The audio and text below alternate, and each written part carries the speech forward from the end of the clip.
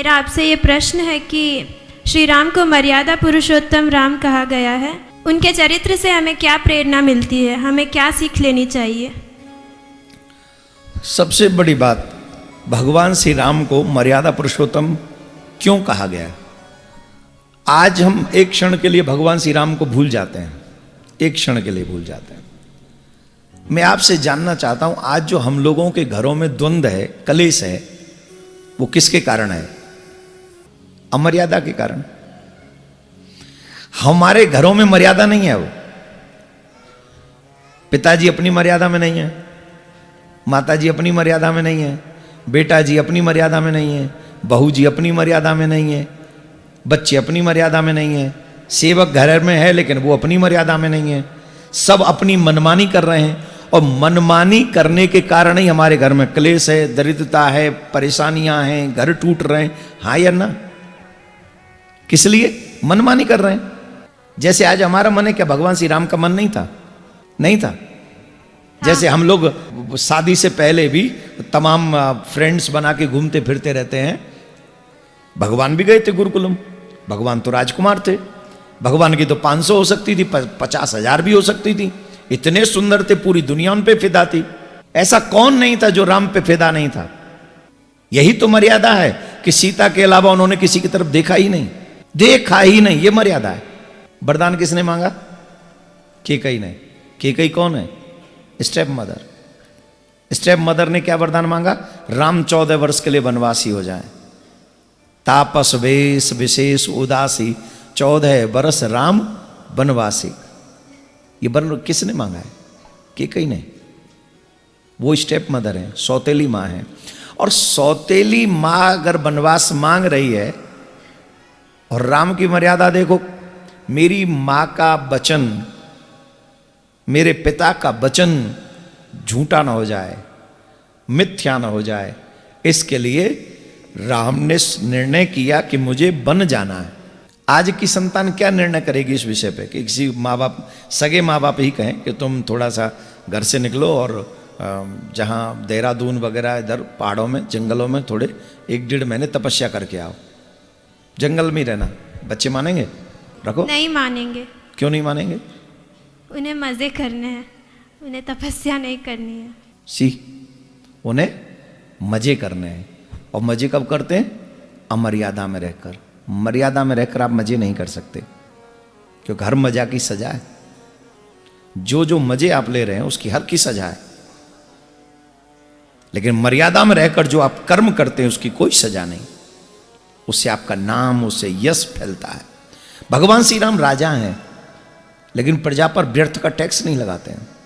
यह मर्यादा है भगवान श्री राम की।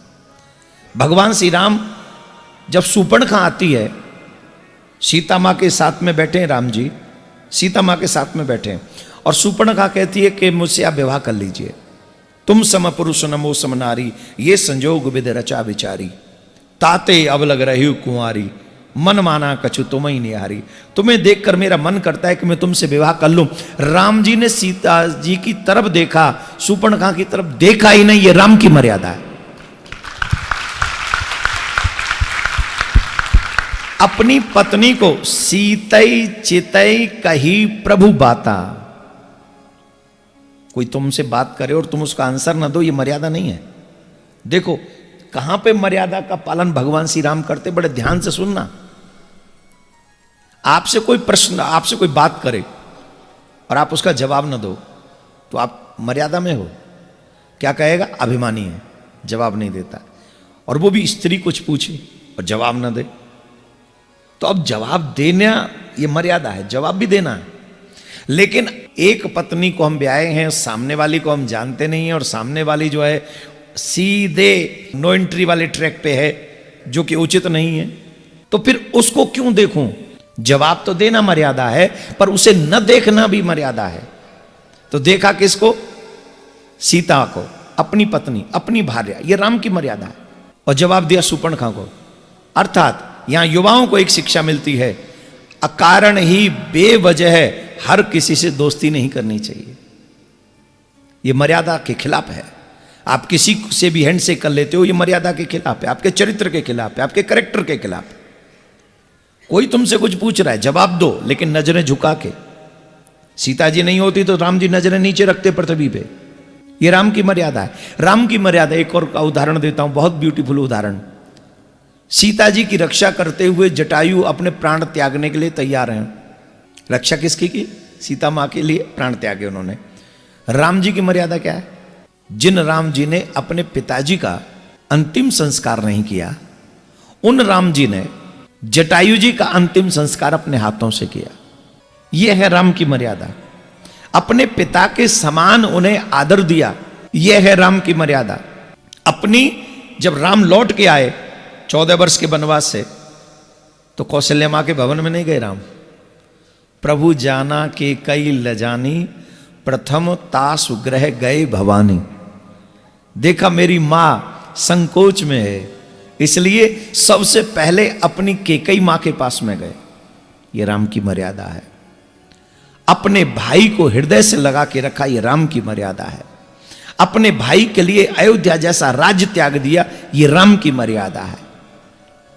अपने गुरुदेव की आज्ञा से धनुष तोड़ दिया और उससे पहले नहीं खड़े ही नहीं हुए, ये राम की मर्यादा है। यज्ञ की रक्षा करने के लिए भगवान श्री राम अपने महलों के सुखों का त्याग करके चले गए, क्योंकि एक संत यज्ञ पूर्ण करना चाहता है, उसके लिए राम अपने महलों के सुख त्यागते हैं। ये राम की मर्यादा है। राम की मर्यादा का हम जितना वर्णन करेंगे, हमेशा राम धर्म के पथ पर चलकर उन्होंने पूरे मनुष्य जाति को जो एक प्रेरणा दी है, ये राम की मर्यादा ही है। और आज तक, तब से लेके आज तक राम जी करुणा के सागर हैं, राम दया के सागर हैं, राम बल के सागर हैं, राम पौरुष्य के सागर हैं। ऐसा क्या है जो राम में नहीं है? और इन सब, देखो, कमजोर आदमी मर्यादा में रहे तो कोई बहुत बड़ी बात नहीं है, लेकिन स्ट्रांग आदमी मर्यादा में रहे, बलवान आदमी मर्यादा में रहे, तो ये बहुत बड़ी बात हो जाती है। और भगवान से बड़ा बलवान कोई नहीं। तो ऐसी मर्यादा जिन्हें मर्यादा पुरुषोत्तम कहा जाता है, आज के युवा बच्चों को उन भगवान श्री राम के उस मर्यादा पुरुषोत्तम कैरेक्टर से बहुत कुछ सीखने की आवश्यकता है। आई होप कि आपको ये बात समझ में आ गई होगी। धन्यवाद गुरुजी। राधे राधे। राधे राधे।